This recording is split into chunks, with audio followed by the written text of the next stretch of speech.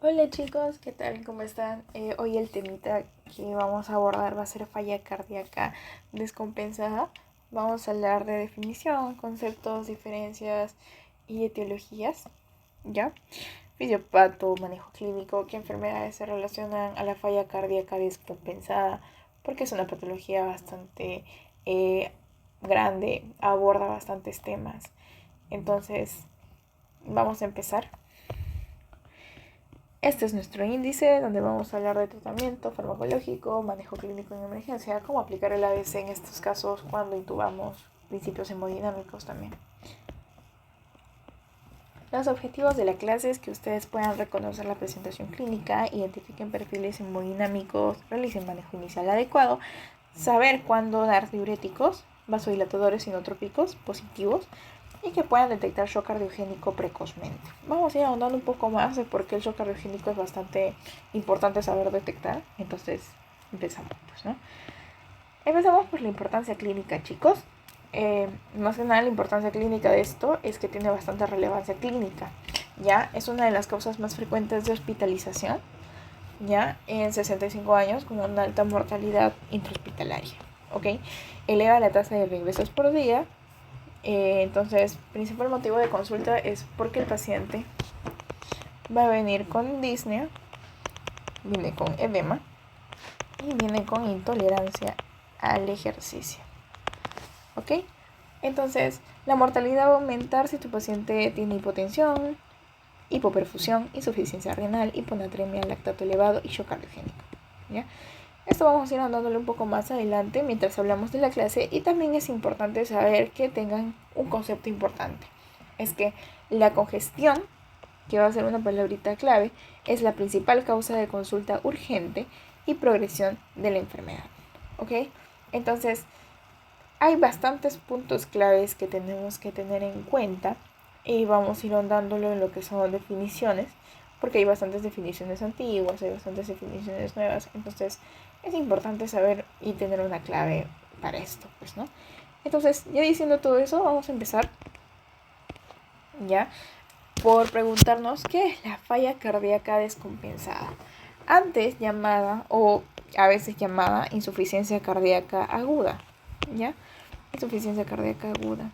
¿De qué tipo? A veces, en algunas bibliografías, descompensada. ¿Ok? La falla cardíaca descompensada o ICAT va a ser un síndrome clínico, en este caso, por aparición rápida o empeoramiento progresivo de signos y síntomas de insuficiencia cardíaca. ¿Ok?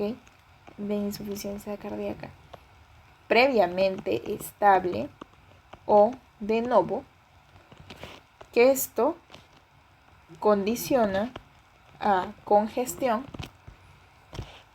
hipoperfusión o incluso ambas pueden consistir, y requiere evaluación y tratamiento urgente. ¿Ya? ¿Cuáles van a ser los conceptos claves de la definición? Es que no es una enfermedad única, ¿ok? No es una enfermedad única. Es un síndrome clínico, como había mencionado, es decir, que la manifestación final de múltiples patologías vasculares, ¿ok?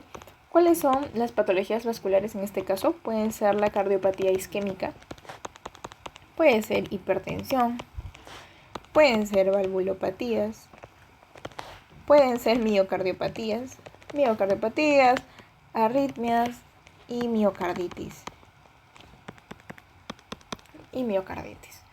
¿Ok? Esto va a pasar porque ocurre una incapacidad del corazón para mantener un gasto cardíaco adecuado. ¿Ok? El corazón no logra bombear sangre suficiente o solamente puede hacerlo a expensas de presiones de llenado bastante altas. ¿Ok? Entonces esto va a tener una consecuencia de que se pueda producir una congestión pulmonar. Recuérdense la palabra congestión pulmonar. Puede existir una congestión sistémica, una hipoperfusión tisular. Entonces es eso, chicos. También tenemos que saber, en base a lo nuevo, ¿ya? que actualmente la insuficiencia cardíaca aguda se entiende como un estado dinámico, hemodinámico, donde existen elevadas presiones de llenado, activación neurohormonal y daño orgánico progresivo. ¿Ok? Van a tener distintos tipos de presentación, chicos, pero antes que nada tenemos que hablar un poquito de lo que es insuficiencia cardíaca para poder entender un poco más esto, ¿ya? Chicos, ¿qué se le denomina a la insuficiencia cardíaca o IC?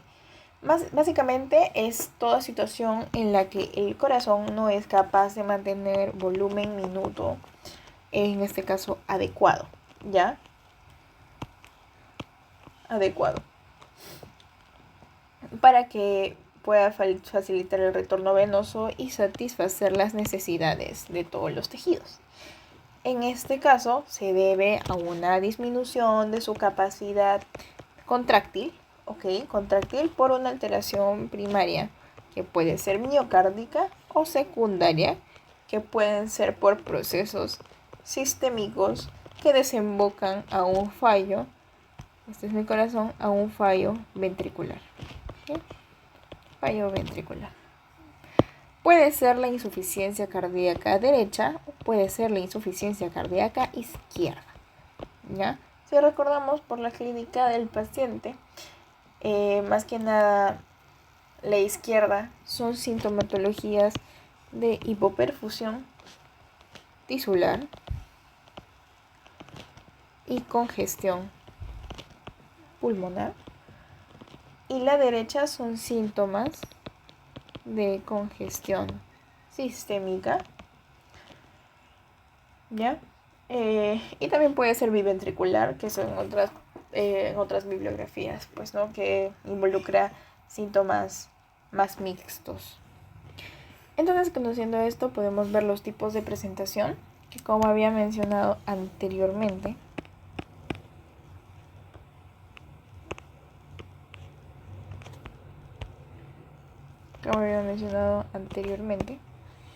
está la insuficiencia cardíaca aguda de novo. Clave acá es un paciente sin diagnóstico previo. Ok, sin diagnóstico previo. Los ejemplos de patologías que se encuentran acá es un IMA extenso, ok, miocarditis, crisis hipertensivas, ok. También está acá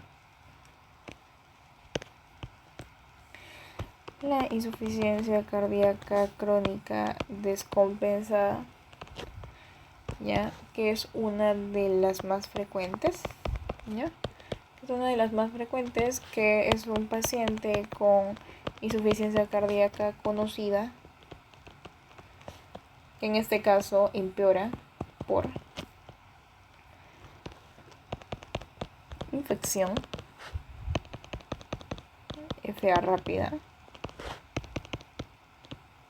mala adherencia, exceso de sal, enfermedad renal crónica e isquemia. ¿Ok?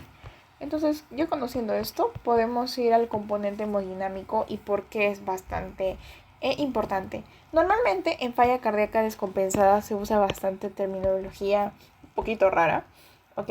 La definición clínica moderna que se basa en esto es que a la congestión, eso que lo habrán escuchado, se le denomina wet, y wet en inglés es mojado.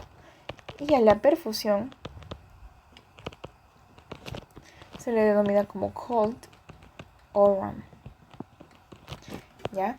Esto va a tener un tipo de perfil que lo vamos a ir viendo en la parte de perfiles y scores, pero es un plus para ir adelantándonos un poquito más, que son los perfiles clásicos de Stevenson, ¿ok?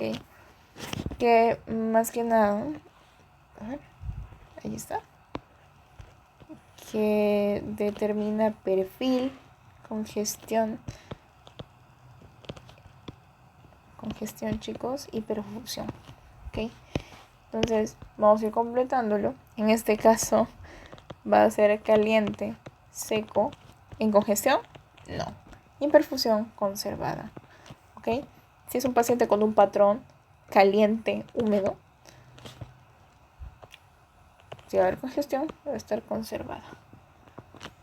Entonces, y si está frío, húmedo, sí, disminuida.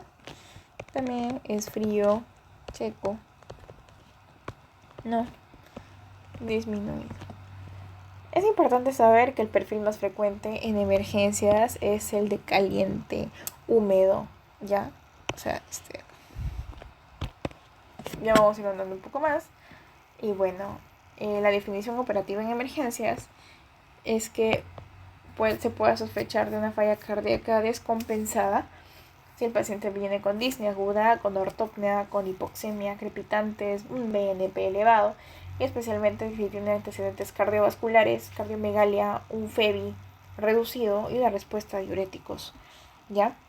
Entonces, la perlita clínica que les voy a dar es que muchos pacientes no llegan por dolor torácico o dolor cardíaco.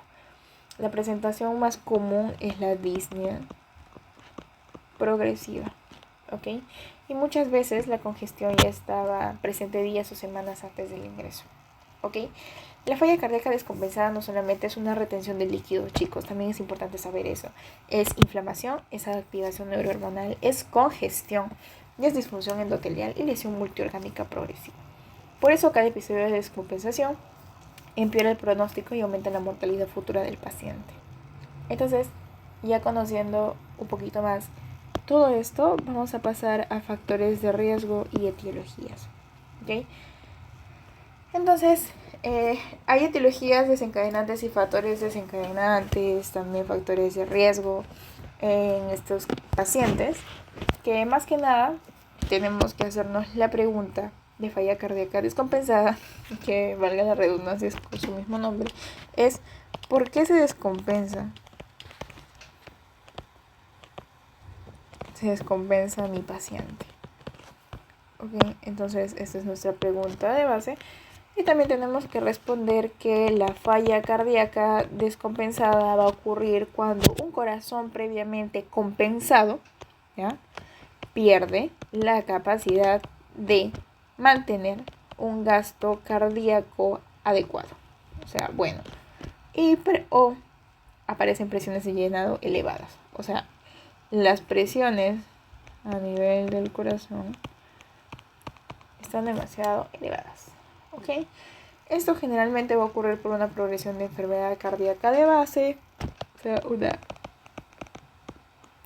cardíaca de base o un desencadenante agudo. ¿Ya? Entonces, el concepto clave en emergencias es que tenemos que buscar un precipitante, porque muchas veces el problema no solamente es la insuficiencia cardíaca, sino el evento que produjo la descompensación. ¿Ok? Y como habíamos mencionado antes, un IMA, una FA rápida, una sepsis, una crisis hipertensiva, que ya tenemos clase de eso. Y si no corriges el desencadenante, el paciente seguirá deteriorándose aunque pongas diuréticos, ¿ok? Hay etiologías estructurales de falla cardíaca que producen insuficiencia cardíaca crónica, ¿ok? ICC, ¿sí? Entonces, una de ellas que habíamos mencionado era la cardiopatía isquémica, ¿ya? La cardiopatía isquémica puede decirse que es una de las causas más frecuentes donde el miocardio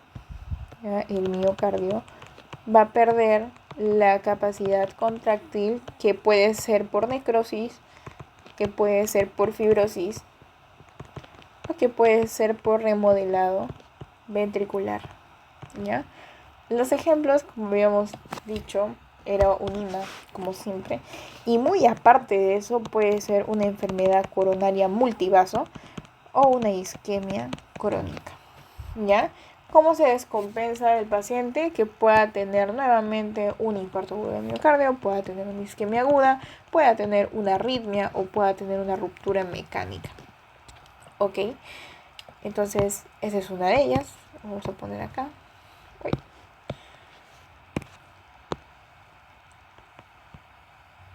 Entonces, pasamos a lo que es el temita de la hipertensión arterial, ¿ya? Que es una de las principales causas de insuficiencia cardíaca con FE preservada, ¿ya? La hipertensión arterial, chicos, va a producir hipertrofia ventricular izquierda, ¿ya?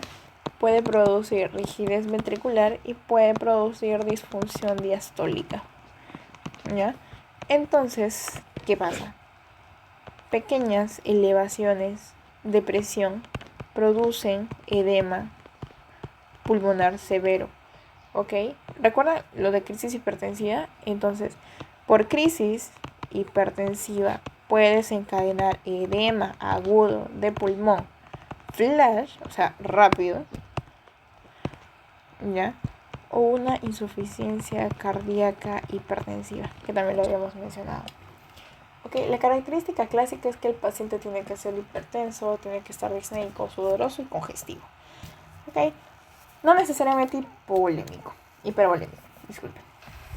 Y una de las otras causas puede ser la valvulopatía. Las valvulopatías, que son causas mecánicas frecuentes. ¿Cuáles son? Estenosis aórtica, sobrecarga de presión, insuficiencia mitral, sobrecarga de volumen e insuficiencia aórtica, que es dilatación ventricular. Dilatación ventricular. También es importante saber que existe una descompensación aguda valvular, que es bastante importante en emergencias, ¿okay? Que puede ser por ruptura del músculo papilar, endocarditis o ruptura de cuerdas tendinosas, ¿okay? Entonces, también está bastante y se habla mucho de las miocardiopatías, ¿okay? De las miocardiopatías. Miocardiopatías. Que puede ser dilatada, alcohólica, que puede ser viral, que puede ser idiopática, ¿okay? Dentro de este cuadro. O puede ser hipertrófica, ¿okay? Hipertrófica, que puede ser por disfunción diastólica o obstrucción dinámica. También puede ser restrictiva. En este caso hay enfermedades como la amiloidosis y la hemocromatosis. ¿Ok? Entonces, esta también no podemos olvidar a las arritmias. ¿Ya? Que es una causa más frecuente de descompensación en los pacientes. ¿Cuáles son? Las taquiarritmias, especialmente fibrilación auricular rápida. ¿Qué va a pasar en este caso? Va a disminuir el tiempo de llenado diastólico, va a haber una disminución del gasto cardíaco y va a haber bastante consumo miocárdico de lo que es el oxígeno, ¿okay? La congestión pulmonar va a ser una de las principales consecuencias de esto, ¿okay? Dentro del cuadro de arritmias también, ¿quién va a estar? Las bradicardias, ¿ya? ¿Quiénes son? VAPs, en este caso VAP completo o una disfunción sinusal, ¿ya? Que van a producir bajo gasto. Ok, y también hay cardiopatías especiales, ok, como la enfermedad de Chagas, que es importante en Latinoamérica, ¿ya? Lo voy a poner como un plus, Chagas, y voy a poner un mosquito acá. Enfermedad de Chagas, importante en Latinoamérica. ¿Qué va a pasar en la enfermedad de Chagas? Al ser una parasitosis, provoca una infección sistémica que puede llegar a ser miocardiopatía dilatada, que puede llegar a ser aneurismas, arritmias malignas incluso. ¿Ok? Malignas. Entonces, es eso. ¿Ok? Hay desencadenantes agudos también, que aquí entra una mnemotecnia bastante conocida, que rompe el equilibrio o que rompió el equilibrio de nuestro paciente. Tiene que ser una de las preguntas que nos tenemos que hacer. En este caso hay una mnemotecnia bastante interesante que es el CHAMP, ¿ok? Que es muy preguntable para exámenes y también en temas de residencia, pues no, si queremos ser un poquito más avanzados. En este caso es CHAMP. La C, que está relacionada a Acute Coronary Syndrome. H por Hypertensive Emergency. A por arritmias. M por causas mecánicas. Mechanical cause. Y P por embolismo pulmonar. Pulmonare embolis. Entonces, se relaciona mucho el síndrome coronario agudo en estos casos. Es el desencadenante más grave. Es el desencadenante más grave. ¿Por qué? Porque la isquemia va a disminuir la contractilidad, aumenta la presión de llenado y genera arritmias. ¿Ok? Arritmias. Puede causar edema pulmonar y shock cardiogénico. ¿Ok? Las complicaciones mecánicas post-IMA son bastante importantes. ¿Ok? A ver, vamos a tratar de separarlo bastante bonito. Ahí está. Tenemos que dividir en complicaciones mecánicas post-IMA. ¿Ok? Post-IMA es bastante importante porque hay una ruptura de músculo papilar. ¿Ya? Esto va a producir insuficiencia mitral aguda. También hay un CIF post-infarto, ¿ok? Donde hay una mezcla de shock más edema pulmonar. También hay ruptura de pared libre. Esto simboliza taponamiento, ¿ok? La crisis hipertensiva también es importante en este caso porque es muy frecuente en el área de emergencias, ¿ok? ¿Por qué pasa? A ver, voy a ponerlo acá.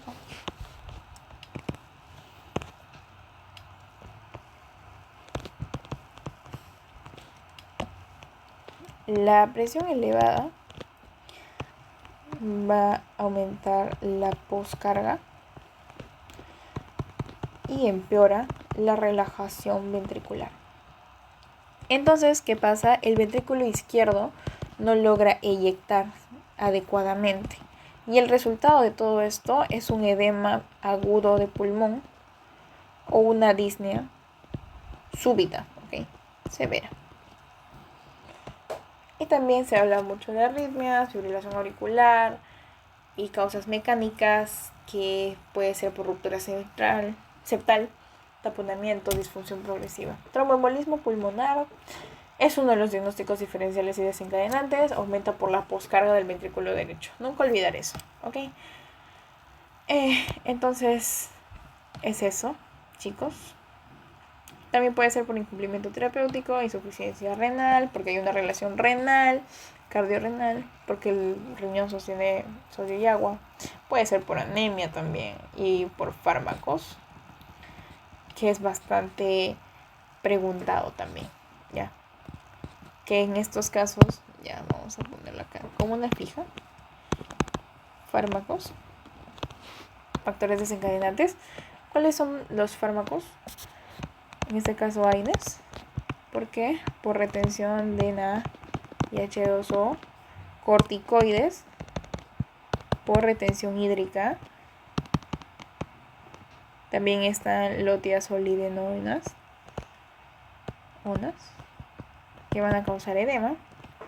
Y también están los quimioterápicos,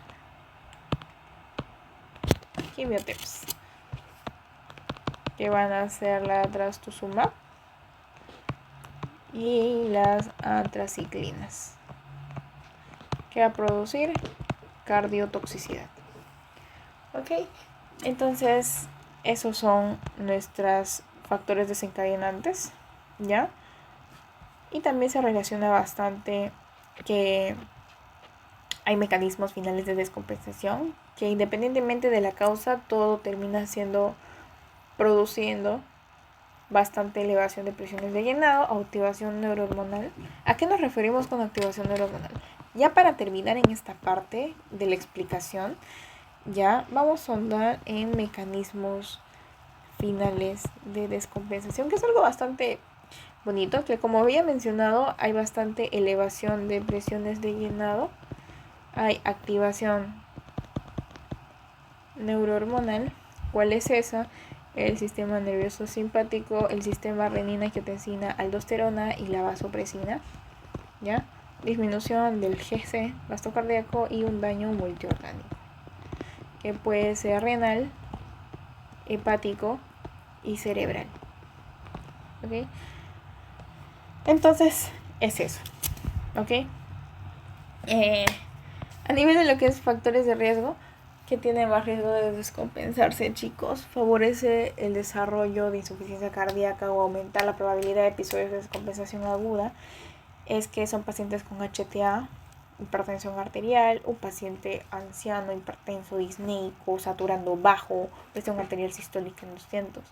Entonces, pacientes con cardiopatía isquémica, HTA, cardiopatía isquémica, como habíamos mencionado antes. También está la diabetes, potente predictor de insuficiencia cardíaca, la FA también. Y bueno, los factores estructurales y funcionales, si queremos dividirlo así, hay fracción de eyección reducida, una FEBI baja, ya provoca poca reserva funcional. Mientras menor es el FEBI, hay mayor riesgo de edema pulmonar, shock y arritmias. También están las valvulopatías, la hipertensión pulmonar, y también hay factores renales crónicos como ERC, ya obesidad también, apnea, obstructiva del sueño, y factores relacionados con la edad, que puede ser edad avanzada, puede ser fragilidad del paciente, y factores conductuales que pueden ser mala adherencia, alcohol, drogas, bajo acceso a salud. Entonces, es todo eso, pues, chicos. Entonces, estos son las etiologías y factores de riesgo. Y pasamos a lo que es la explicación de la fisiopato, que es una de las partes más interesantes. Es importante que estén atentos a esto. Entonces, chicos, vamos a hablar de la fisiopato. Y tenemos que tener una idea central, como siempre les he venido diciendo. Y en este caso, la pregunta que nos hacemos para poder entender la fisiopato es que qué está ocurriendo realmente con mi paciente. ¿Ok? Me tengo que preguntar qué está pasando con mi paciente. La fisiología de la falla cardíaca descompensada es bastante compleja, chicos. ¿Ok? No solamente vamos a decir que el corazón bombea mal, porque van a haber distintas involucrancias de bastantes cositas que van a ser alteraciones hemodinámicas, puede ser activación neurohormonal, inflamación, congestión, lesión endotelial y daño multiorgánico progresivo. ¿Ok? Tenemos que tener un concepto central, ¿ya? En este caso, nuestro concepto central para poder entender todo esto es que la falla cardíaca descompensada ocurre cuando el corazón no puede, otra vez lo voy a decir, mantener un GC, un gasto cardíaco adecuado, sin elevar peligrosamente las presiones intracardíacas. Entonces, sin elevar peligrosamente las presiones intracardíacas. Entonces, este va a derivar a dos grandes problemas que habíamos mencionado antes, que cuáles eran el tema de la congestión y el tema de la hipoperfusión. ¿Okay? Va a existir una disfunción cardíaca inicial. Ya vamos a ordenarlo por puntos. Vamos a empezar por acá, que va a ser disfunción cardíaca inicial. Ya, ok, ojalá se entienda mi letra. Inicial, ok. El punto de partida todo va a comenzar por un daño estructural o una alteración funcional del corazón. ¿Ok? ¿Qué tipos de daño pueden existir? Puede ser una disfunción sistólica, ¿ok? Donde el ventrículo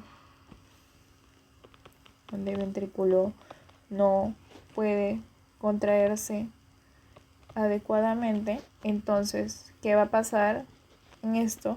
Va a haber una disminución del volumen sistólico, va a haber una disminución de la fracción de eyección, va a haber una disminución del gasto cardíaco. Los ejemplos de esto: IMA, miocardiopatía dilatada y miocarditis. ¿Ok? Así como hay una disfunción sistólica, también hay una disfunción diastólica, ¿ya? Donde el ventrículo no puede relajarse sin llenarse correctamente. ¿Ok? No se relaja si no se llena adecuadamente. Entonces, ¿qué va a pasar? Va a aumentar la presión intracardíaca, va a aumentar la presión auricular izquierda y va a aumentar la presión pulmonar, porque todo está conectado, chicos. Entonces, ¿cuáles van a ser nuestros ejemplos? Van a ser hipertensión arterial, va a ser hipertrofia ventricular izquierda, va a ser amiloidosis y puede estar comprometida en pacientes ancianos. La consecuencia final de todo esto es que, aunque el problema sea sistólico o diastólico, las presiones de llenado aumentan. ¿Ok? No cambia nada.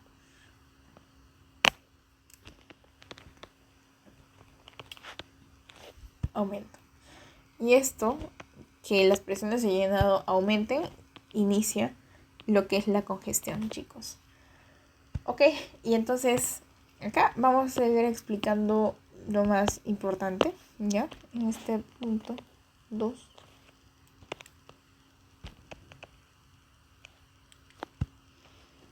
Ok, entonces esto va a ser la elevación de las presiones de llenado. Ok, el mecanismo más importante que tenemos que saber acá es que cuando existe, voy a dibujar mi corazón, digamos que se ve así, tan más grande el ventrículo izquierdo.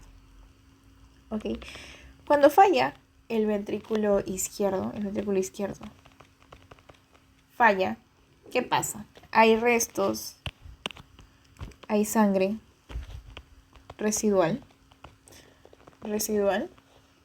Entonces, cuando queda esta sangre, aumenta la presión telediastólica del ventrículo izquierdo, ¿ya? La presión normalmente se transmite hacia atrás. Normalmente, como es ventrículo izquierdo, aurícula izquierda, venas pulmonares y capilares pulmonares. El resultado de todo esto es que esta presión se transmite hacia atrás y generen un edema pulmonar. ¿Ok? Cuando la presión capilar pulmonar supera los 18 a 20 milímetros de mercurio, el líquido pulmonar sale al intersticio pulmonar también. Después de eso hay una invasión en lo que son los alvéolos. ¿Ok? Entonces, las consecuencias a nivel de lo que son los pulmones en este caso,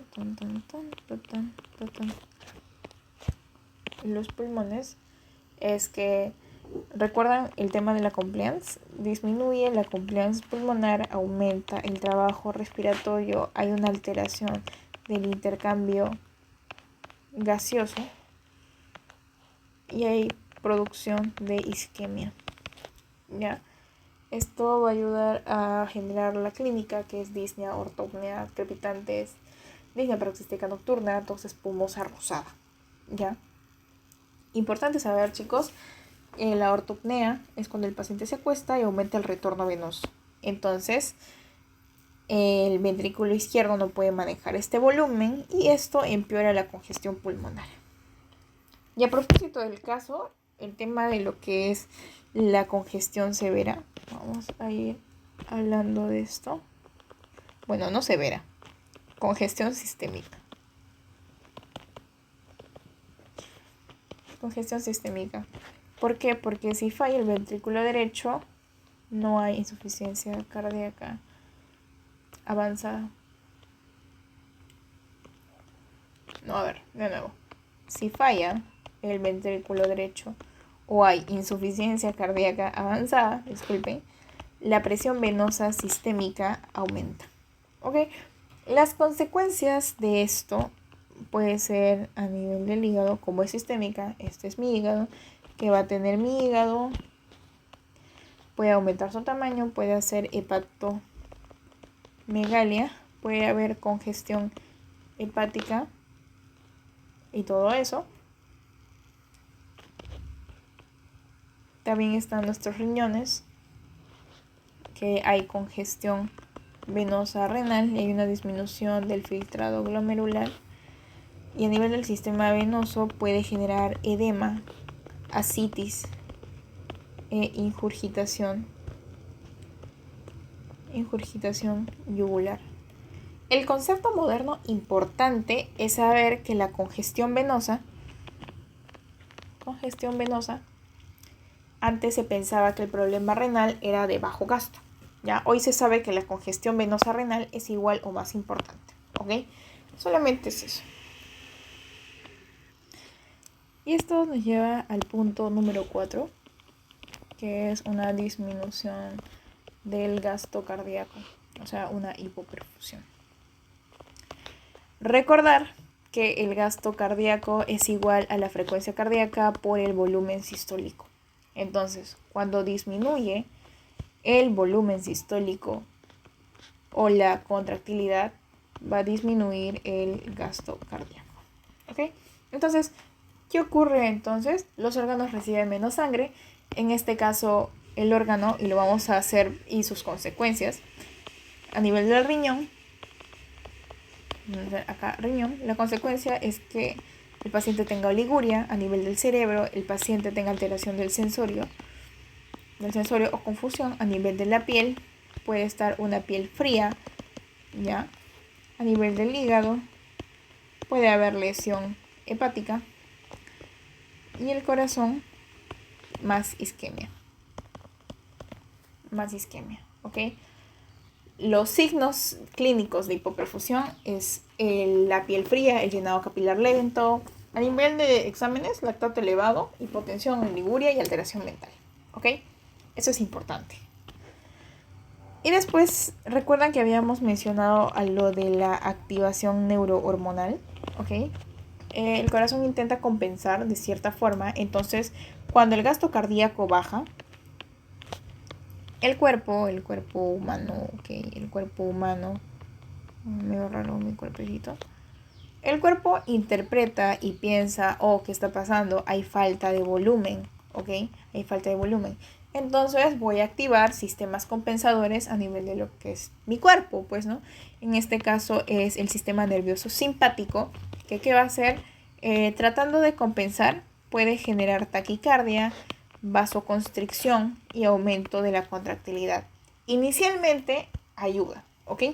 Pero luego, al haber esta compensación, aumenta el consumo de oxígeno, empeora la isquemia y favorece arritmias. Y también aumenta la poscarga. Y termina empeorando el cuadro de insuficiencia cardíaca. Ok, eso es uno. de los sistemas compensatorios neurohormonales. Y después está el sistema renina-angiotensina-aldosterona. ¿Okay? Ahí está. Entonces, ¿qué pasa? El riñoncito detecta hipoperfusión. Hipoperfusión dice, oh, estoy hipoperfundiendo. Entonces voy a liberar a mi Pokémon la renina, ¿ya? Y los efectos finales es que la renina haya una activación de la angiotensina 2 y la angiotensina 2 que provocaba vasoconstricción y aumento de la poscarga, ¿ya? Aldosterona también, que es retención de NA, retención de H2O y fibrosis miocárdica. ¿Ok?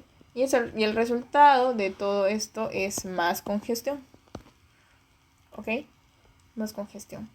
También está mucho el tema de la vasopresina, ¿ya? O sea, la hormona antidiurética, ¿ya? Que produce retención de agua libre. Entonces hay una hiponatremia dilucional, ¿ok? Entonces es eso. La perla clínica acá es que la hiponatremia en insuficiencia cardíaca no significa falta de sodio, significa que hay una activación neurohormonal severa y es un indicador de mal pronóstico normalmente, ¿ok? Entonces también vamos a hablar de remodelado cardíaco, que es activación neurohormonal, ¿ok? Esta parte es lo de las activaciones neurohormonales, ¿ya? Ahí está. Remodelado cardíaco. La activación neurohormonal crónica va a producir hipertrofia, chicos, fibrosis, dilatación ventricular y apoptosis miocárdica. El resultado de todo esto es que el corazón cada vez funciona peor, entonces se genera un círculo vicioso, ¿ok? Hay mecanismos de descompensación aguda también, que por qué un paciente estable se descompensa súbitamente, porque puede haber sobrecarga de volumen, como por ejemplo exceso de sal, enfermedad renal crónica, suspensión de diuréticos, donde aumenta la presión de llenado progresivamente, ¿ok? También puede haber redistribución vascular, muy importante, que muchos pacientes no aumentan mucho el volumen.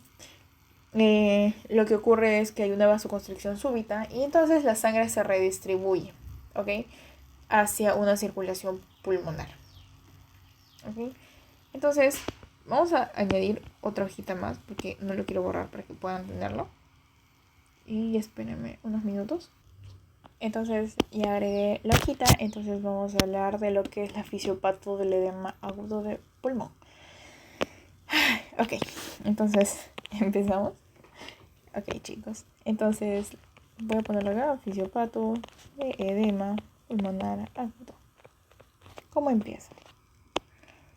Cuando la presión hidrostática del pulmón aumenta, el líquido va a atravesar capilares, ¿ok? En este caso, la presión hidrostática pulmonar, o sea, que está a nivel de los pulmones, aumenta, ¿ok? El líquido de todo esto va a atravesar lo que son los capilares, ¿ok? Entonces atraviesa los capilares y tiene una evolución, en este caso, que va a dividirse en distintos pasos, ¿ok? Lo primero que se va a generar va a ser un edema intersticial, provocando en el paciente disnea o taquipnea, ¿ok? Y después va a llegar a nivel de los alvéolos, como había graficado. Entonces, a nivel de los alvéolos va a haber un edema, ¿ya? Un edema alveolar, donde se va a producir el edema alveolar, donde se produce hipoxemia severa, espuma rosada e insuficiencia respiratoria, ¿ok? ¿Por qué aparece espuma rosada en nuestro paciente, chicos?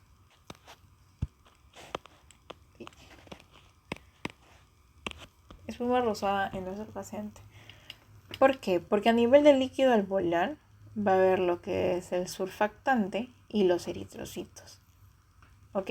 Entonces, la mezcla de todo esto, del líquido alveolar, surfactante y eritrocitos generan un esputo espumoso hemático, ¿ok?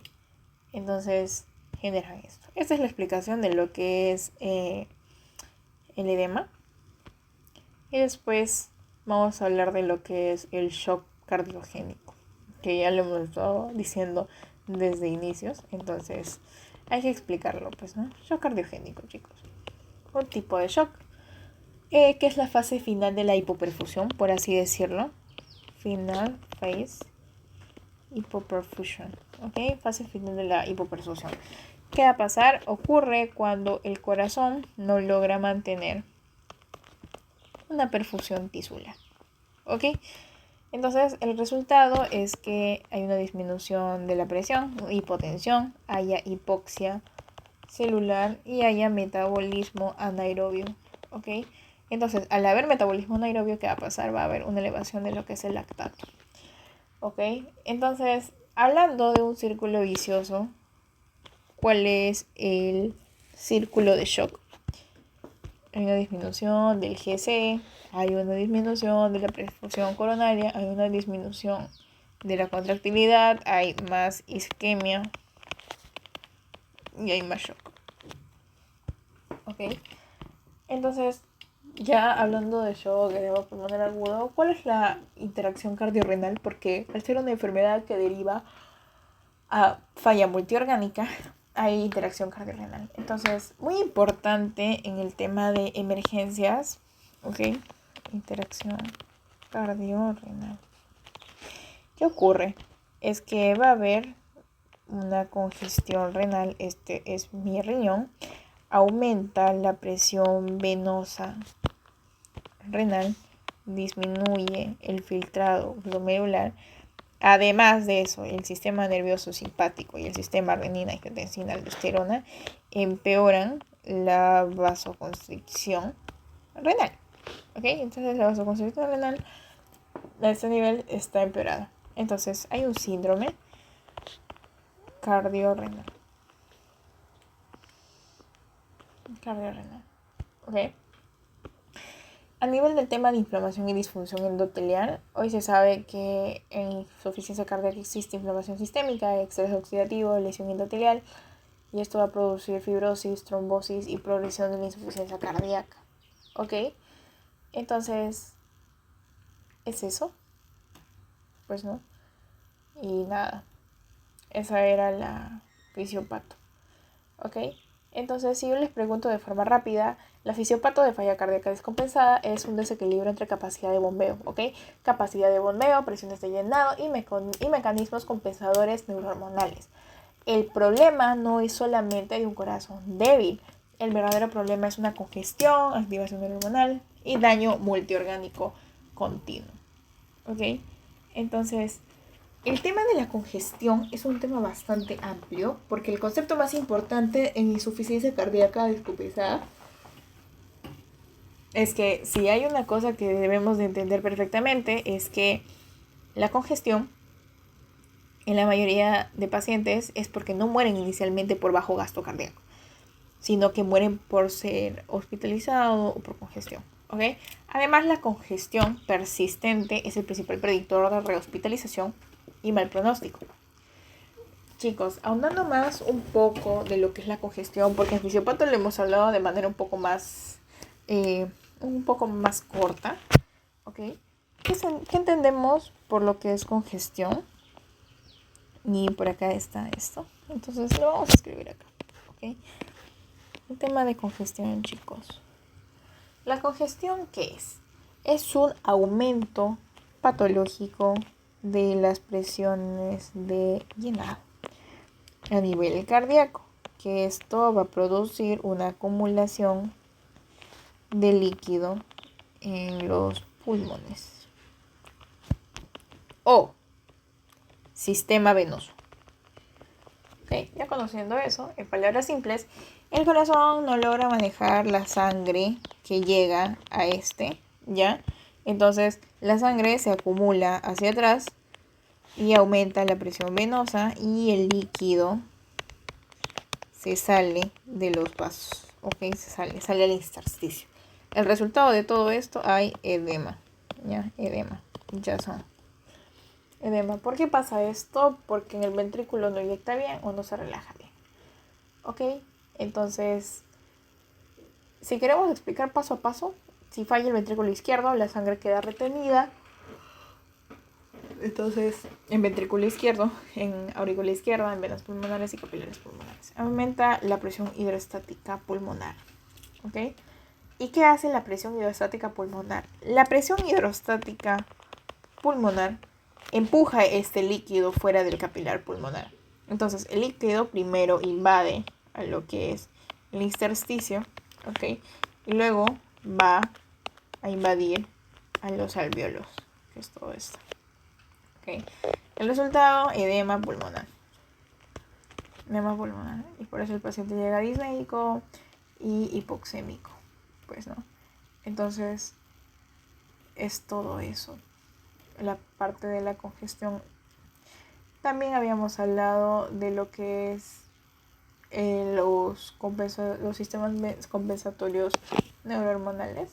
Entonces, es eso, pues. Ya terminando de hablar de congestión y de la fisiopato, que espero que se haya entendido, vamos a pasar a la clínica del paciente, chicos. Entonces pasamos a la clínica de nuestro paciente a emergencia.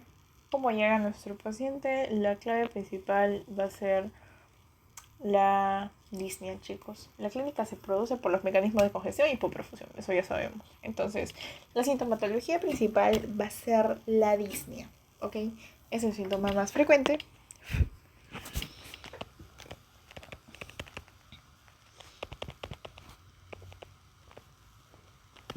El síntoma más frecuente ocurre por un aumento de la presión capilar pulmonar y el edema intersticial. Entonces, ¿cómo describimos a nuestro paciente? El paciente te va a decir, me falta el aire. Me falta el aire, doctor, doctora, me ahogo. No puedo respirar. Y me canso al hablar.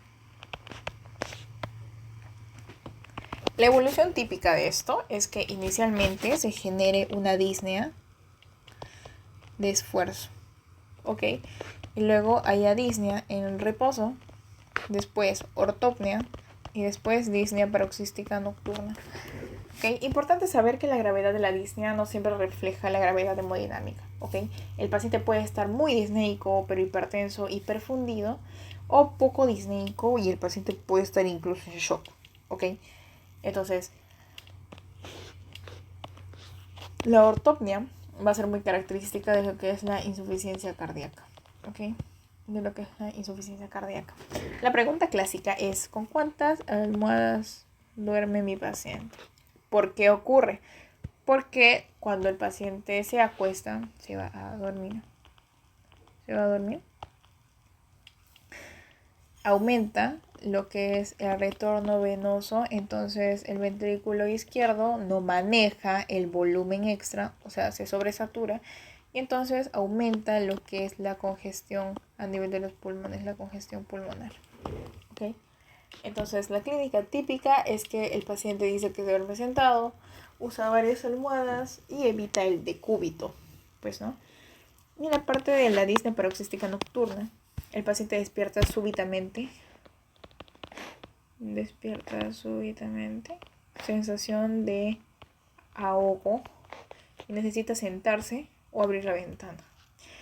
¿Por qué pasa? Porque durante la noche aumenta el retorno venoso, se redistribuye el líquido periférico y disminuye el tono simpático. ¿Okay? El resultado es un edema pulmonar transitorio. También está el tema de lo que es la fatiga y la astenia, que se producen por la disminución del gasto cardíaco. ¿Okay? Los músculos del cuerpo, esto es un músculo, reciben poca perfusión y menos oxígeno. Entonces el paciente refiere cansancio extremo, intolerancia al ejercicio y debilidad. También se habla de lo que es el edema periférico. El edema periférico más que nada por congestión venosa sistémica, y las características es que va a ser un edema blando, bilateral, simétrico y va a haber fobia. La localización típica va a ser a nivel de los tobillos, en una parte inicial, ¿ya?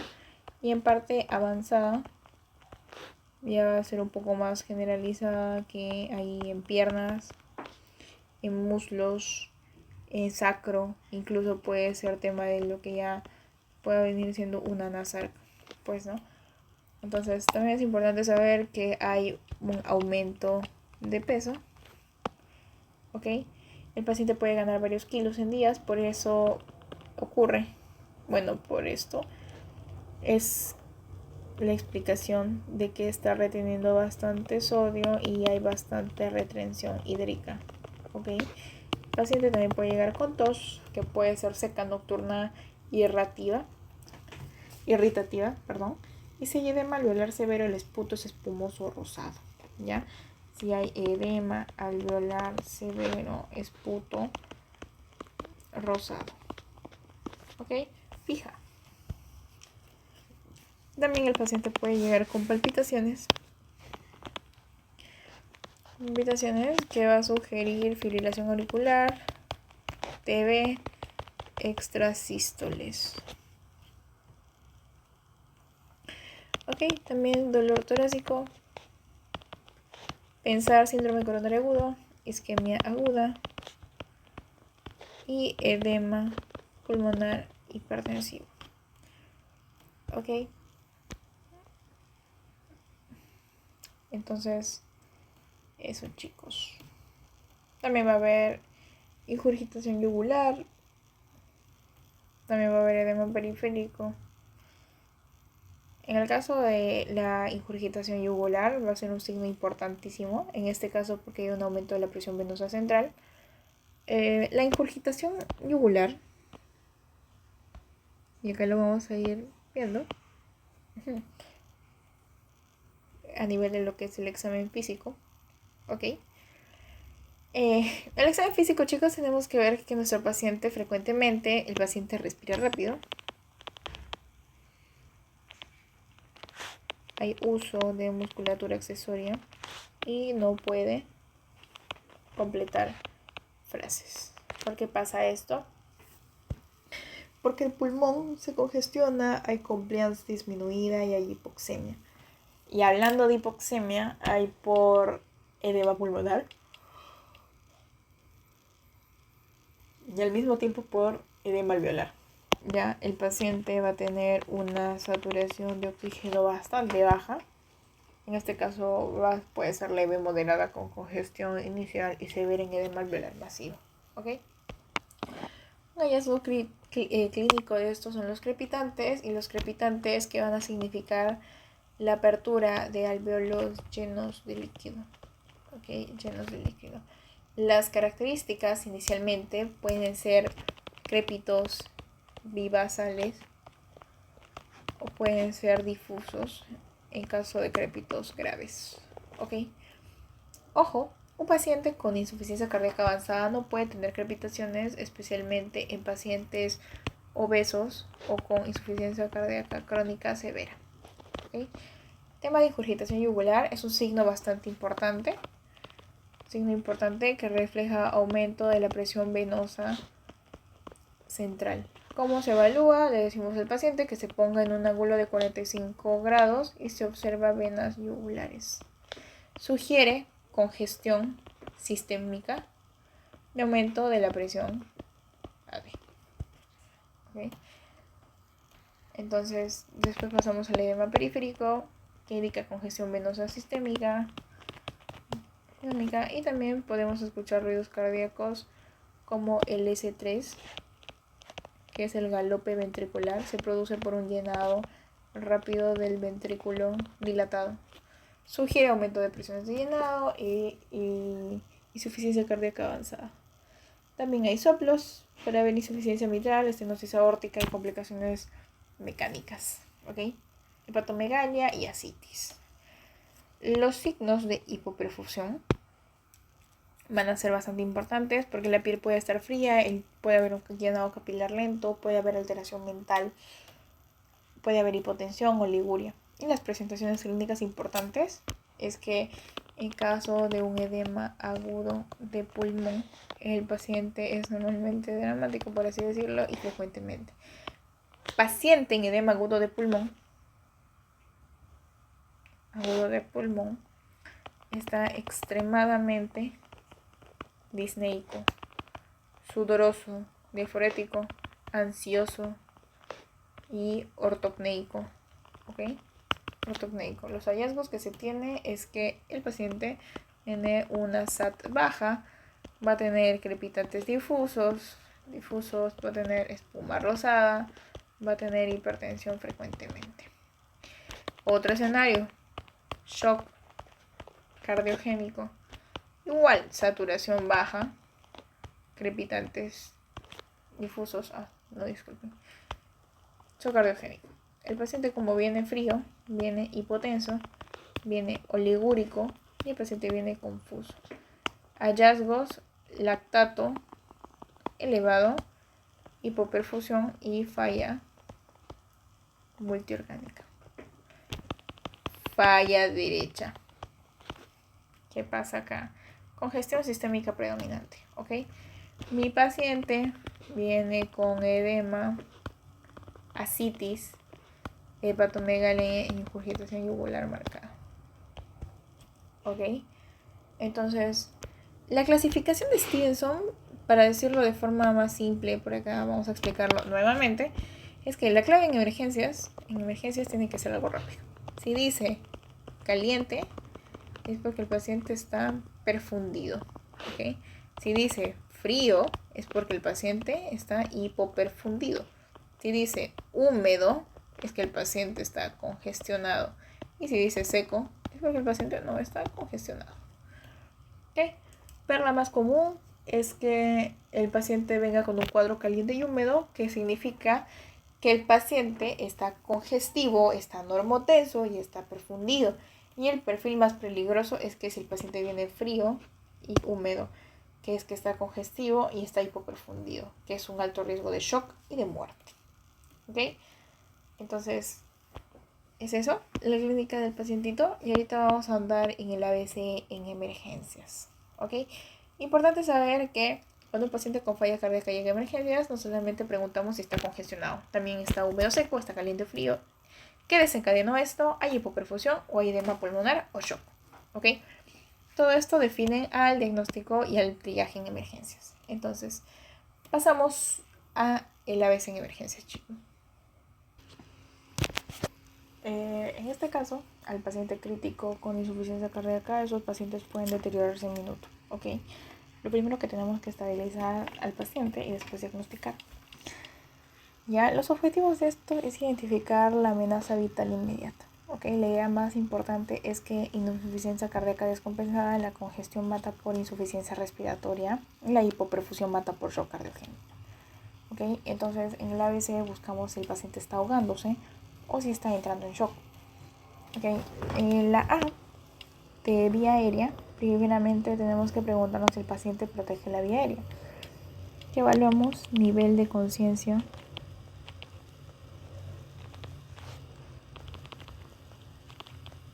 capacidad de hablar, si hay fatiga respiratoria, si hay secreciones o espuma y si hay riesgo de bronco aspiración. ¿Cómo llega el paciente? El paciente va a venir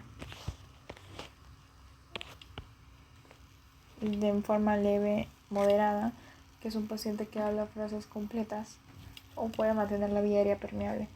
El paciente grave llega agitado, somnoliento con espuma rosada. Entonces, ¿por qué puede perder la vía aérea el paciente? Por hipoxia severa, ¿ya? Fatiga respiratoria y shock cardiogénico, ¿ok? Signos de vía aérea en peligro es que tenga un Glasgow disminuido, ¿ok?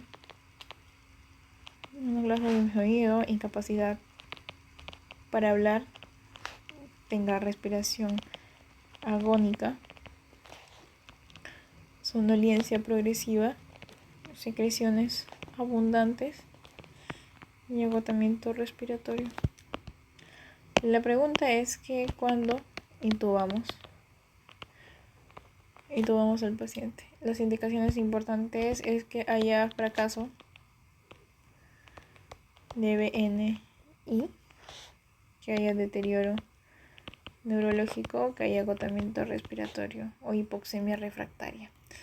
En insuficiencia cardíaca, intubar puede empeorar al paciente porque la sedación disminuye la precarga y la presión arterial, entonces puede colapsar hemodinámicamente.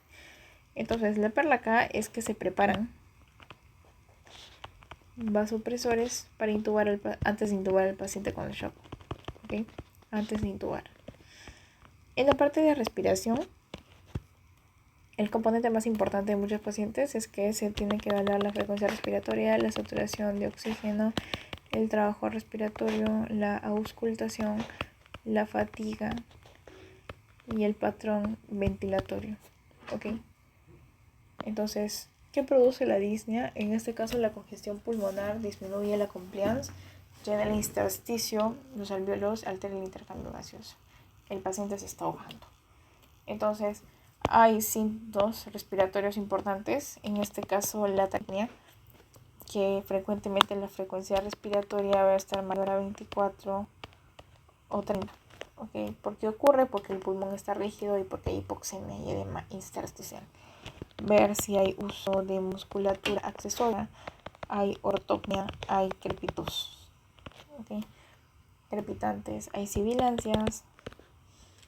Entonces hay hipoxemia. ¿Por qué hay hipoxemia? Porque los alvéolos están llenos de líquido. La evaluación rápida de gravedad es que en caso sea leve, sea una disnea leve, la saturación de oxígeno esté conservada y sea una frecuencia respiratoria moderada. ¿Okay? En caso de ser moderada, el paciente tenga ortopnea, hipoxemia y crepitantes. ¿Ok?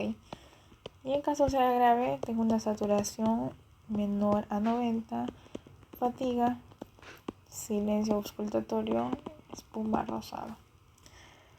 Ok, entonces la oxigenoterapia en estos casos no se da automáticamente, sino si tiene una saturación de oxígeno menor al 90%. ¿Por qué evitar hiperhipoxiar? Porque aumenta el estrés oxidativo y aumenta la vasoconstricción coronaria. ¿Okay? Fundamental en edema pulmonar, ¿qué hace la BMNI? Aumenta la presión intratorácica. ¿Okay? Disminuye la precarga y mejora el reclutamiento alveolar. Cuando se usa en edema pulmonar agudo, en disnea severa y hipoxemia.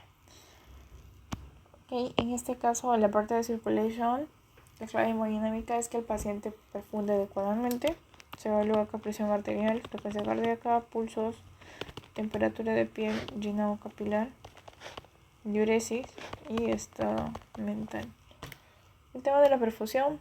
Si el paciente está caliente, hay buena perfusión. Hay extremidades tibias y una presión arterial aceptable. Si el paciente está frío, hay hipoperfusión. El paciente está frío, pálido, oligúrico y confuso. Okay, los signos de hipoperfusión es que haya una presión arterial sistólica menor a 90, una piel fría, un lactato elevado, haya oliguria y haya alteración mental. Ok, entonces es eso. Disability, tenemos que ver que el paciente se desorienta y tenemos que evaluar en este caso Glasgow, orientación, agitación, somnolencia. ¿Por qué se altera? Porque hay hipoxia, hay hipoperfusión cerebral, hay hipercapnia también. ¿Ok? Entonces el paciente agitado, frecuentemente en edema pulmonar severo de pulmón, edema pulmonar severo, hay sensación intensa de asfixia. ¿Ok? Entonces es eso. Y en el momento del exposure, o sea, el examen completo, la exposición del paciente, tenemos que buscar edema, cianosis, fiebre, signos de infección. ¿Qué más? Tenemos que buscar heridas y TBP. Tenemos que ver ingurgitación ventricular, edema, hepatomegalia, ¿ok? Entonces, es eso, chicos. ¿Ok? Entonces, después vamos a pedir nuestros datos analíticos que pedimos en emergencia y por qué son tan importantes. Ya pedimos un hemograma, chicos, para ver si hay leucocitosis. Esa siempre es fija, ¿ok? Para ver si hay leucocitosis, ¿ok? Que pueden sugerir infección, neumonía o sepsis, ¿ok? Para ver anemia, que puede precipitar a una insuficiencia cardíaca o hipoxia. ¿Ok? También tenemos que ver en este caso si el paciente está hemoconcentrado, ¿ok? Entonces, si es un paciente anciano, que es una perla clínica también, es que un paciente anciano con insuficiencia cardíaca más anemia, pensamos en hemorragia digestiva alta, oculta o una enfermedad renal crónica. Ya, a nivel de la función renal, urea y creatinina críticas en insuficiencia cardíaca. ¿Por qué? Porque la congestión afecta al riñón, el bajo gasto cardíaco afecta el riñón y los diuréticos afectan el riñón, ¿ok? Entonces esperamos encontrar en este caso una creatinina elevada que puede indicar un síndrome cardiorrenal, puede haber hipoperfusión y en caso de una urea elevada ya puede ser un marcador de neurohormonal severo y puede haber mal pronóstico. Que buscamos descartar lesión renal aguda, insuficiencia renal crónica avanzada y necesidad de ajustar medicamentos, ¿ok? También tenemos que ver electrolitos, sodio, potasio, cloro, magnesio, para ver activación neurohormonal más que nada. Puede ocurrir que haya una elevación del ADH, una retención de agua libre y una disolución de sodio. Y también puede haber hipercalemia, que puede deberse a la enfermedad renal crónica, el uso de IECAS o ARA2 o la espironolactona. ¿Ok? También tenemos que ver gasometría, lactato. El tema del lactato es bastante interesante porque es fundamental para que el paciente esté inestable. ¿Ok? Significa hipoperfusión tisular. Lactato elevado significa shock cardiogénico, sepsis asociada e hipoxia tisular. Importante, el paciente no puede estar no hipotenso y aún así tener una hipoperfusión oculta. ¿Ok? El BNP o proBNP es la clave diagnóstica. ¿Por qué? Porque son marcadores de estrés y distensión ventricular. Esperamos que estén elevados en insuficiencia cardíaca. Los valores útiles es que el BNP esté menor a 100 en insuficiencia cardíaca poco probable y esté a nivel de 400 en una insuficiencia cardíaca muy probable. ¿Okay? Y el NT pro BNP es que esté menor a 300 para descartar insuficiencia cardíaca aguda. ¿Ok? Entonces, el tema de las troponinas, de las troponinas también es bastante importante porque se solicita para ver un síndrome coronario agudo desencadenante o que la insuficiencia cardíaca pueda producir una lesión miocárdica. ¿Qué esperamos encontrar? Troponinas elevadas. Puede indicar infarto agudo de miocardio o strain miocárdico severo. ¿Ok? También buscamos perfil hepático, que esperamos encontrar congestión hepática, ¿ok? Congestión hepática, que normalmente esperaríamos encontrar un AST o un ALT elevadas o una bilirrubina elevada. En shock hepático es bastante importante saber que las transaminasas pueden estar bastante elevadas, ¿ok? Buscamos descartar hepatopatía, ¿ya? O hipoperfusión hepática. PCR y PROCA, porque buscamos infecciones. Y EKG, eso es siempre, EKG que buscamos normalmente hay IST elevado, no elevado, hay T negativas.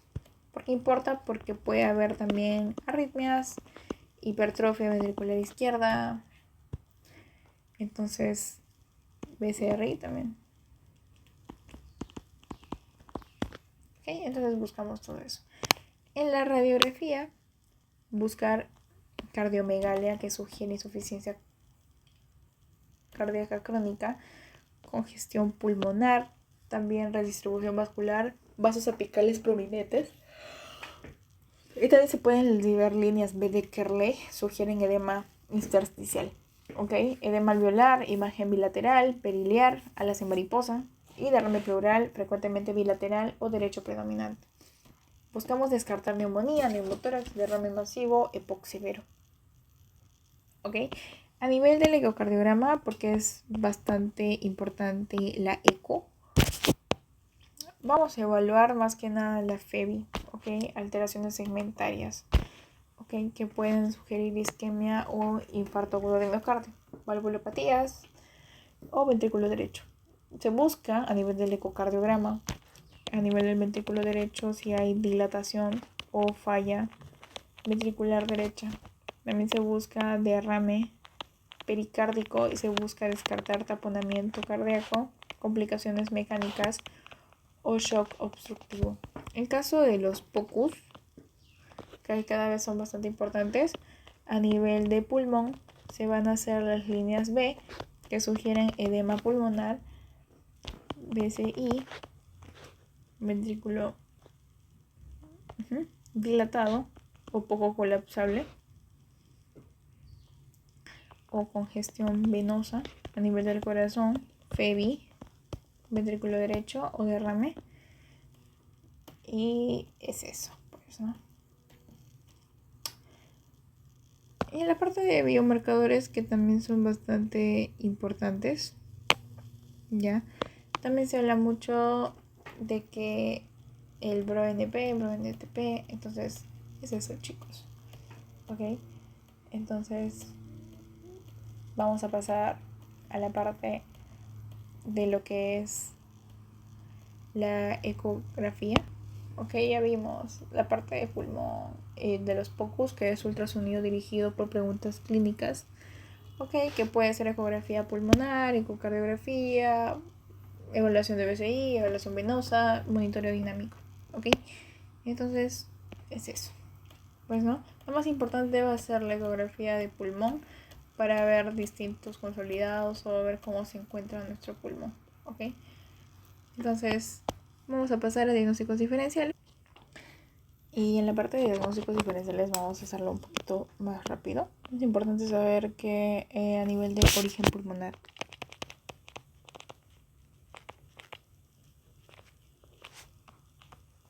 y respiratorio suelen coexistir o simular, que pueden ser exacerbaciones de POC,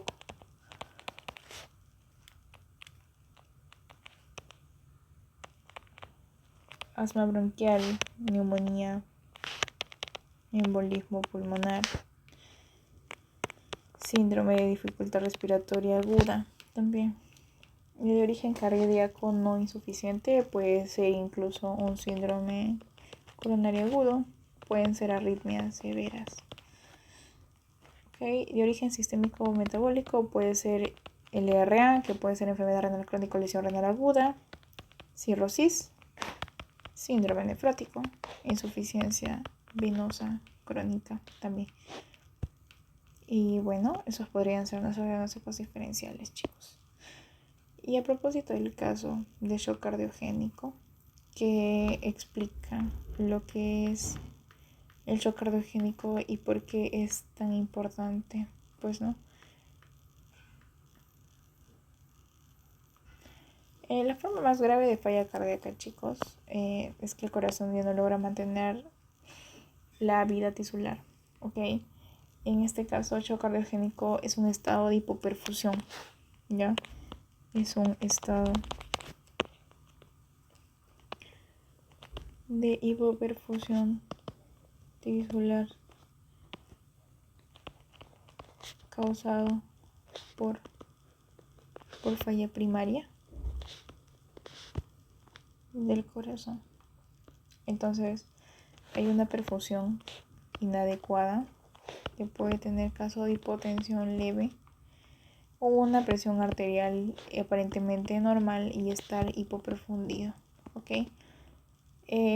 La clínica explica que shock cardiogénico es igual a bajo gasto cardíaco o hipoperfusión tisular. Los criterios clásicos de hipotensión es que hay una presión arterial sistólica menor a 90 milímetros de mercurio o necesidad de vasopresores, ¿ok?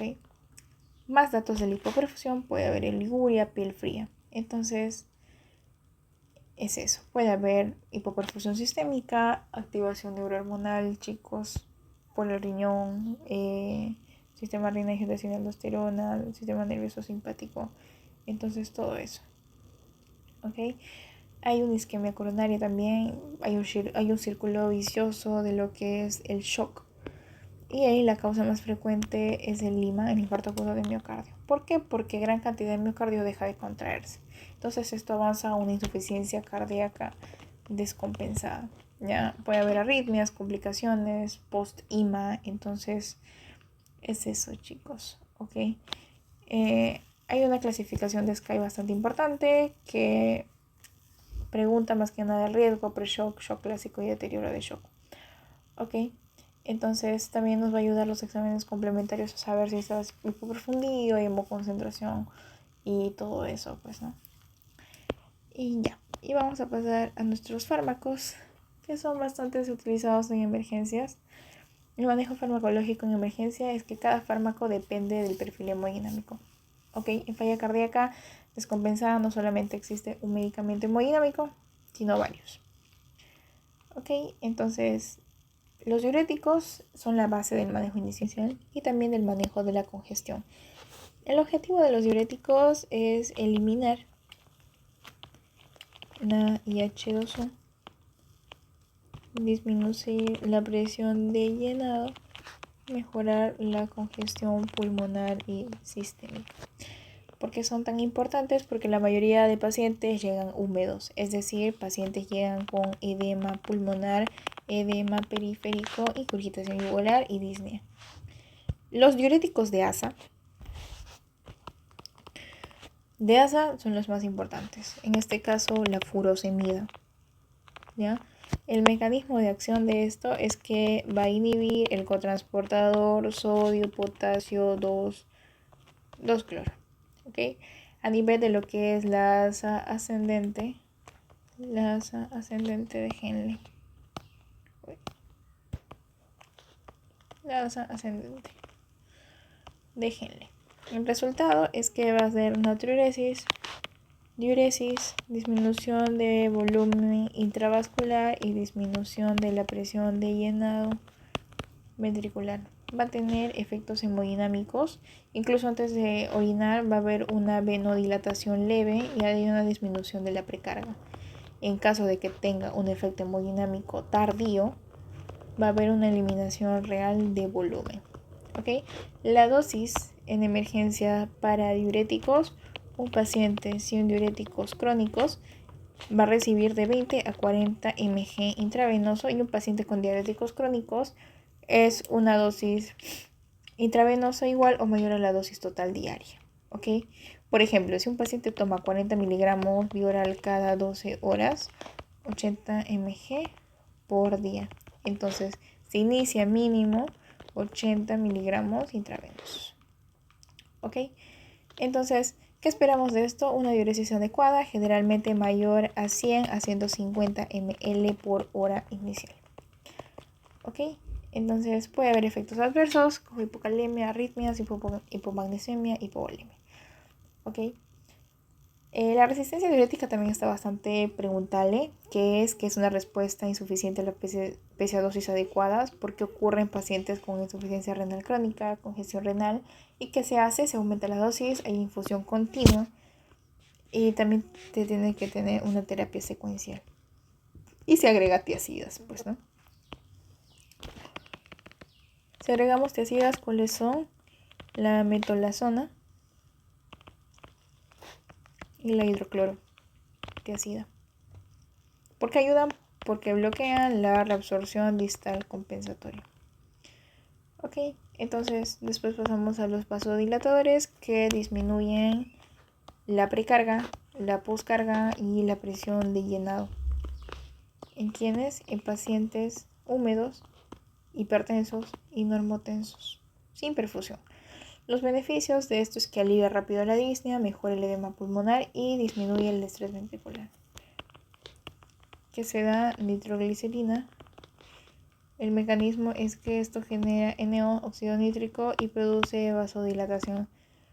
Ok, entonces en dosis bajas disminuye la precarga, y en dosis altas también genera una vasodilatación y disminuye la poscarga.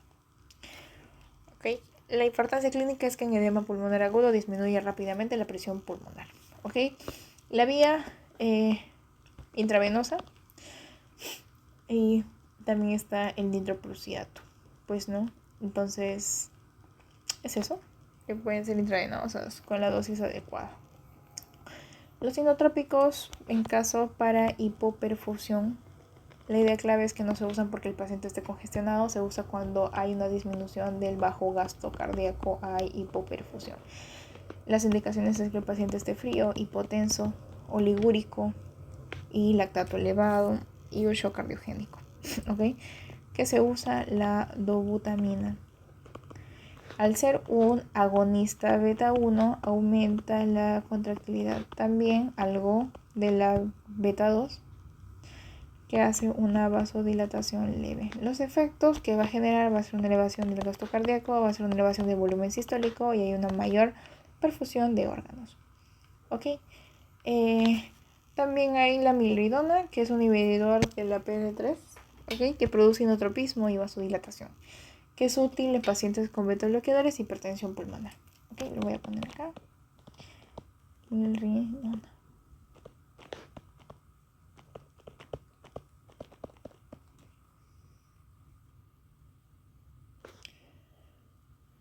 Entonces es eso. Y los vasopresores, Valeria, para shock e hipotensión.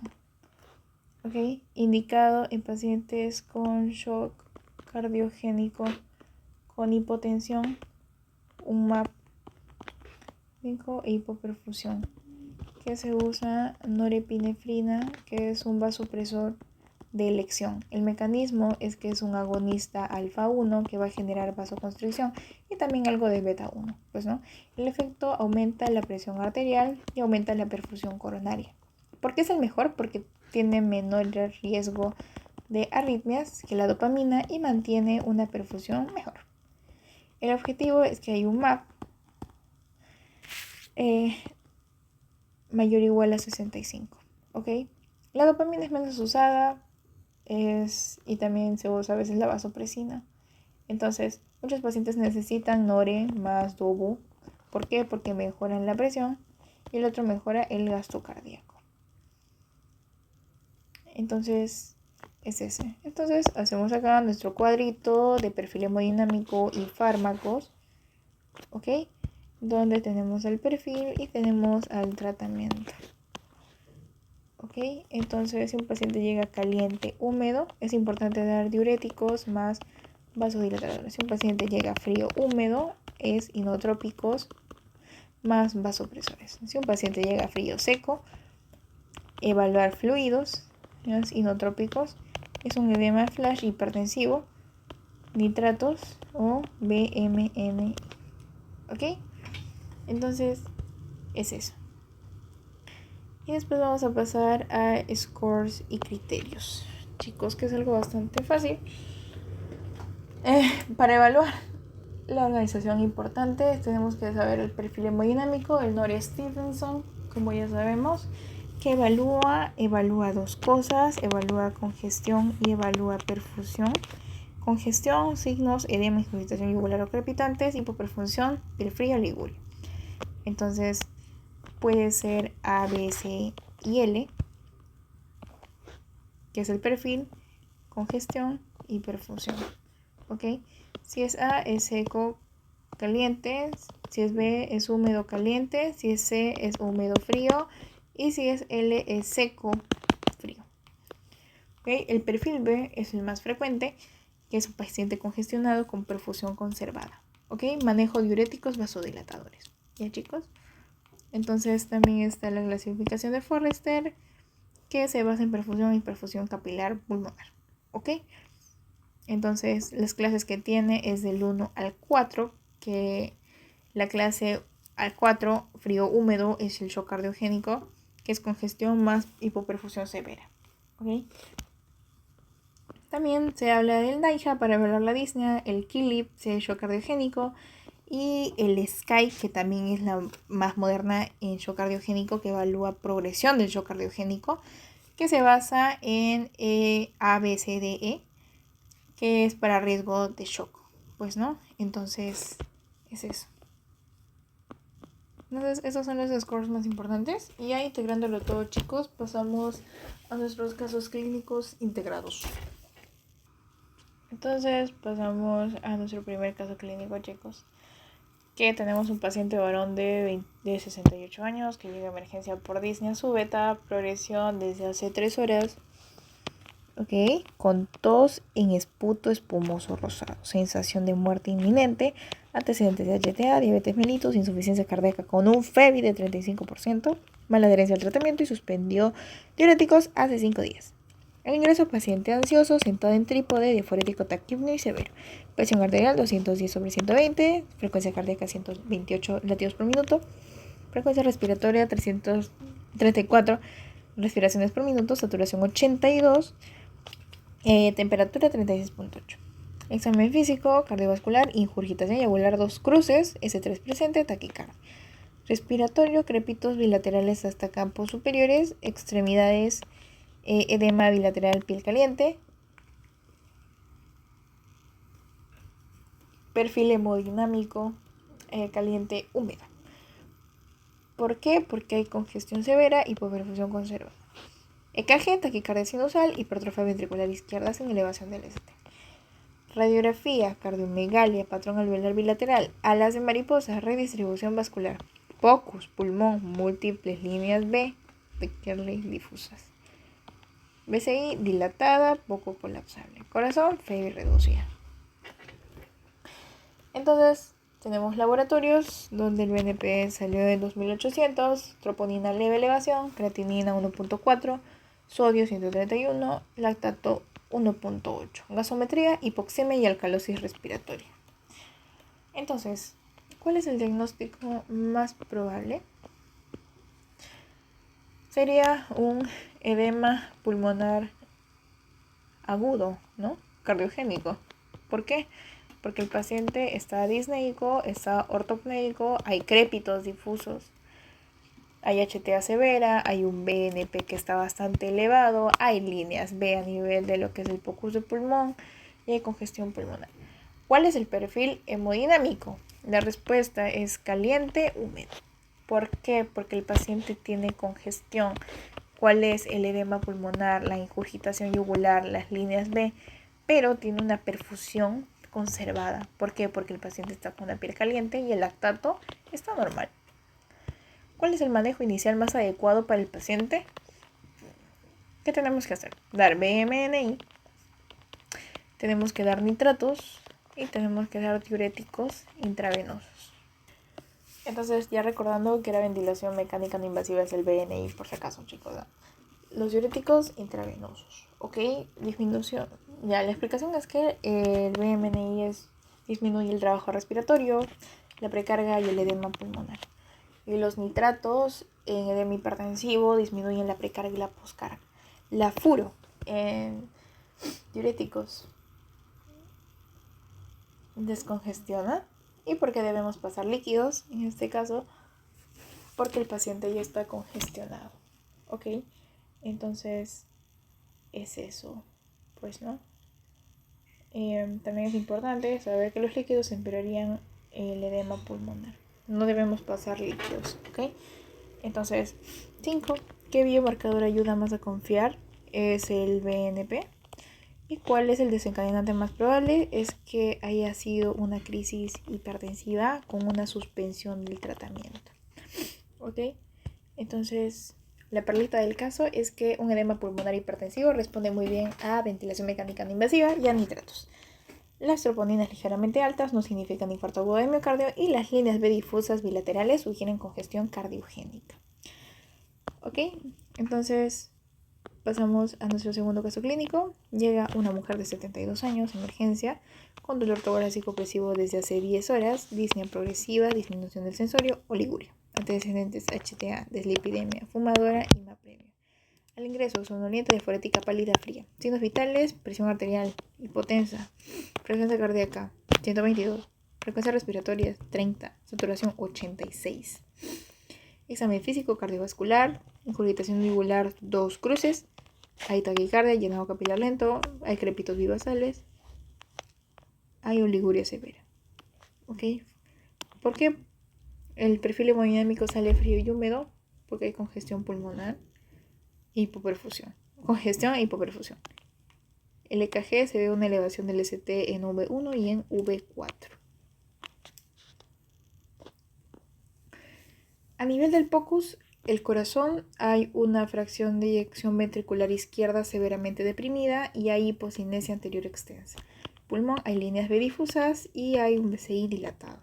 Los laboratorios sugieren que hay una troponina muy elevada, lactato en 5.8, BNP en 3500 y una creatinina en 2.3. La gasometría indica acidosis metabólica. ¿Okay? Entonces respondemos a nuestras preguntas. Diagnóstico más probable es que sea un shock cardiogénico secundario a infarto agudo de miocardio. ¿Por qué? Porque presenta un IMA anterior, hay hipotensión, hay lactato elevado, hay oliguria, hay una FEBI disminuida y hay una congestión. Perfil hemodinámico frío-húmedo. ¿Ok? Frío-húmedo. ¿Cuál es el vasopresor de elección? En este caso sería norepinefrina. La explicación es que mantiene la perfusión, aumenta la presión arterial media y tiene menos riesgo de arritmias que la dopamina. ¿Ya? ¿Qué inotrópico es el más utilizado? En este caso sería la dobutamina porque aumenta la contractilidad y el gasto cardíaco. ¿Y cuál es la causa más frecuente de shock cardiogénico? Es el IMA extenso. ¿Ya? ¿Qué se debe hacer urgentemente? En este caso sería reperfusión coronaria urgente. ¿Por qué? Porque el shock es secundario al IMA. Entonces, si no hay reperfusión, continúa la necrosis y empeora la falla de la bomba. ¿Ok? ¿Qué indica el lactato elevado? El lactato elevado indica que hay una hipoperfusión tisular. ¿Ok? ¿Y en qué estadio de SCAI se encontraría el paciente? Estaría en un shock clásico porque tiene hipotensión, tiene hipoperfusión y también requiere intervención inmediata. ¿Ya? Las perlas del caso es que es un shock cardiogénico que es igual a una hipoperfusión más una falla de bomba. ¿Ya? Es un perfil frío-húmedo que, como habíamos mencionado, es de peor perfil hemodinámico. ¿Ya? Entonces, eso es la solución de los casos clínicos. Chicos, espero que se hayan entendido y que lo pongan en práctica. Gracias.